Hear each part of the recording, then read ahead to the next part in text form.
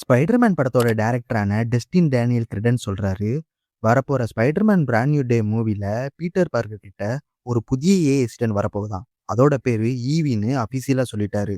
இதுவரை நம்ம கேரன் EDITH எல்லாம் பார்த்திருக்கோம். அதே மாதிரி தான் இது கூட. ஆனா இது இன்னும் அட்வான்ஸா இருக்க போகுது.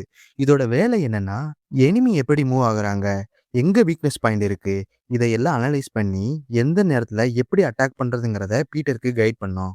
அடுத்து வெப் ஷூட்டர் எப்படி யூஸ் பண்ணணும், ஏம் எப்படி இருக்கணும், எந்த ரூட் சேஃப்னு கூட சொல்லி ஹெல்ப் பண்றது மட்டும் இல்லாம, மல்டிபிள் எனிமீஸ் இருந்தா யாரை ஃபர்ஸ்ட் ஹேண்டில் பண்ணணும்னு கூட டிசைட் பண்ணி கொடுக்குமா. ஆனா இங்க தாங்க இன்ட்ரெஸ்டிங் பார்ட் இருக்கு. ஸ்பைடர்மேன் நோ வே ஹோம்க்கு அப்புறம் பீட்டர் லைஃப் ஃபுல்லா தனிமையா தான் இருந்திருப்பாரு. ஸ்டார்க்கோட டெக் கூட இருந்திருக்காது.